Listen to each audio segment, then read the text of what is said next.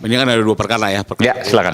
Ibu Tifa dan Pak Ray. Untuk perkara Ibu Tifa, menurut saya dengan segala perdebatan yang ada, fakta hari ini adalah sejak kemarin jaksa sudah mendaftarkan dakwaan baru dengan nomor perkara baru di PN Jakarta Timur dan majelis hakim juga sudah menetapkan hari sidang tanggal 6 Agustus. Jadi baik jaksa maupun majelis ketua-ketua PN termasuk majelis hakim telah bekerja dan tinggal kita tunggu persidangan tanggal 6, berharap masuk ke pokok perkara karena Pak Jokowi pun siap untuk hadir memberikan keterangannya di bawah sumpah dan seperti warga masyarakat biasa hadir di pengadilan.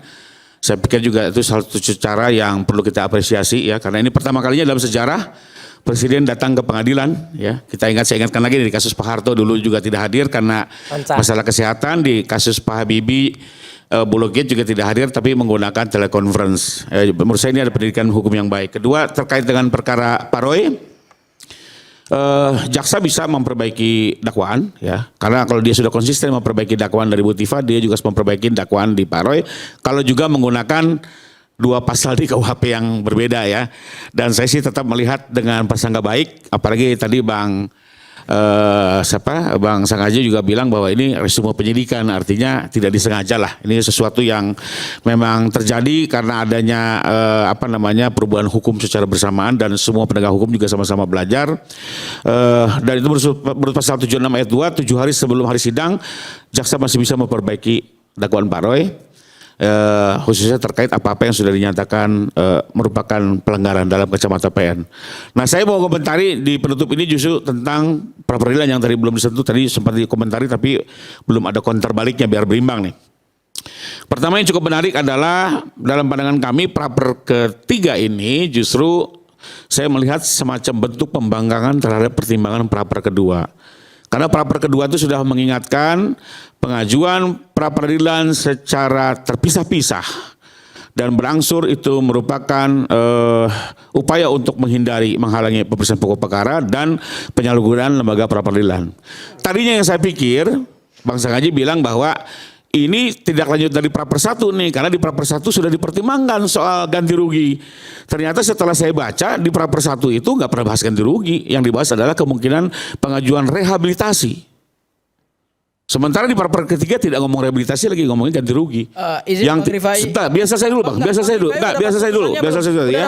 Jadi saya membaca seperti itu putusannya dan saya melihat ini sebagai bentuk perlawanan terhadap putusan pra-per yang kedua. Lalu berikutnya lagi saya melihat adalah di pasal 195 huruf C KUHP dinyatakan bahwa ganti rugi itu hanya sebatas penghentian penyidikan dan penuntutan.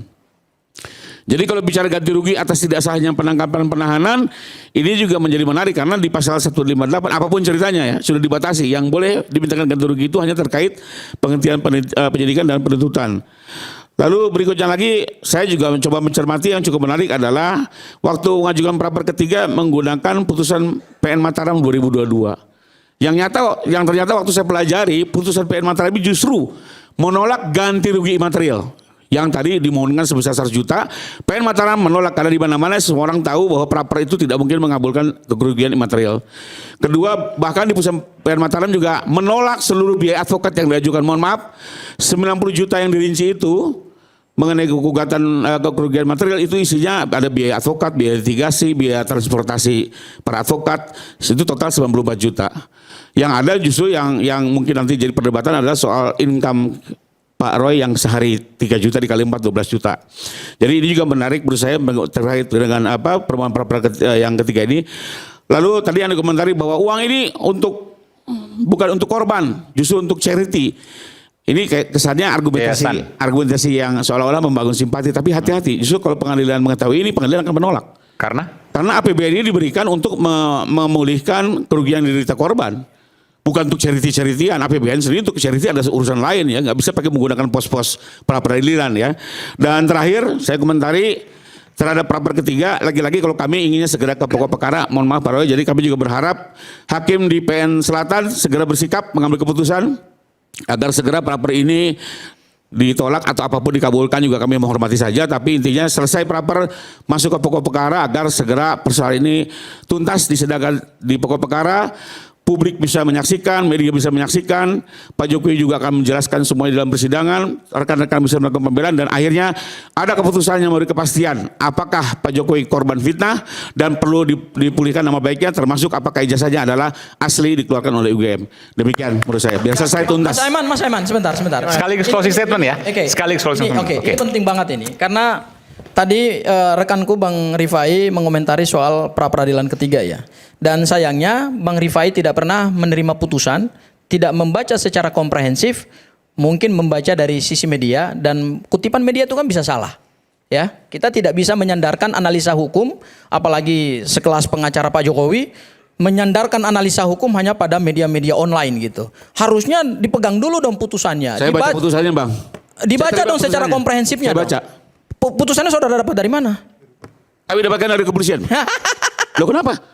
Kami kan di proses oleh kepolisian. Boleh dong kami lihat seperti itu. Baca dulu putusannya saya baca, benar. Bang. Saya baca clear kok. Jadi di dalam yang dipertimbangkan rehabilitasi tidak ada ganti rugi. Ya.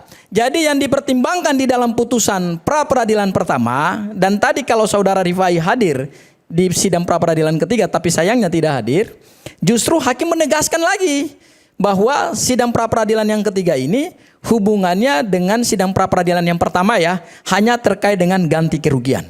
Itu ditegaskan kembali oleh hakim. Dan tadi hakim pada saat memeriksa permohonan pra peradilan, karena saya yang baca juga bersama Bang Refli Harun, hakim mengkonfirmasi ke saya langsung. Ini saudara mengajukan pra peradilan yang ketiga ini kaitannya dengan pra peradilan pertama ya, hanya terkait dengan ganti kerugian. Betul yang mulia. Oke. Dan itu diterima oleh hakim pra peradilan. Jadi jangan kita berasumsi terkait dengan sesuatu yang kita sendiri tidak mengalami gitu loh.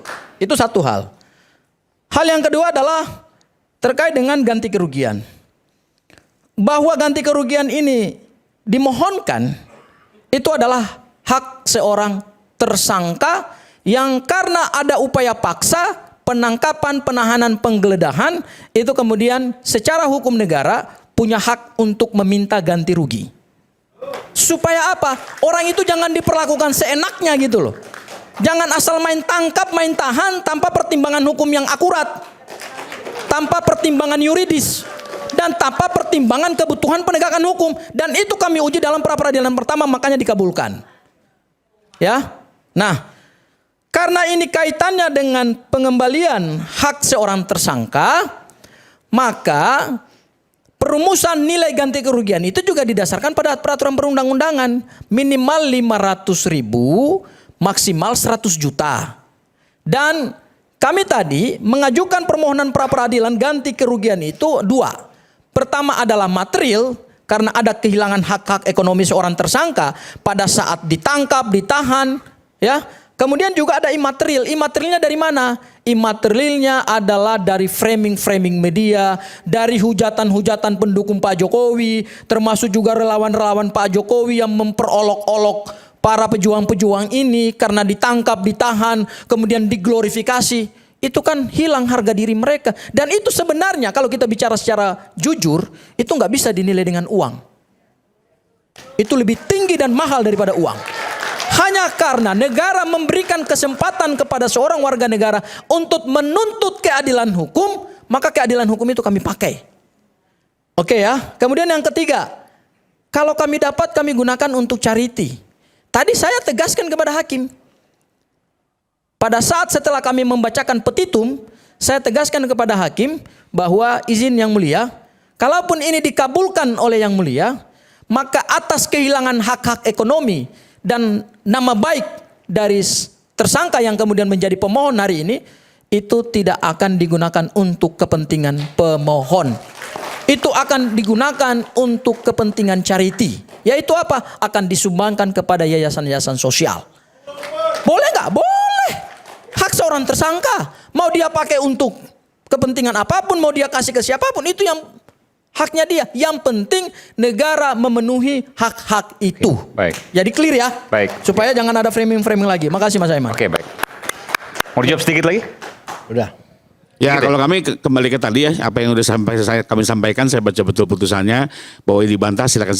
Tapi intinya gini, kami tetap menghormati upaya pra peradilan yang sudah diajukan, karena itu hak hukum. Tapi intinya satu, segera putus, Mudah-mudahan para yang ngajuin lagi pra keempat gitu ya. Segera putus agar tuntas, karena lagi-lagi saya pikir publik juga sudah agak jenuh, membosankan juga membahas ini. Jadi perlu ada suatu kepastian ya terkait dengan ijazah ini, dan dikeluarkan oleh sebuah lembaga peradilan yang resmi, sehingga ada kepastian, tidak lagi menjadi isu yang terus dilempar di waktu-waktu yang akan datang. Jadi menurut saya dengan segala dinamika yang ada kita hormati, tapi ujungnya adalah tetap kita dorong putusan akhir, kita dorong pembuktian di pokok perkara. Itu aja mungkin Bang Eman. Baik.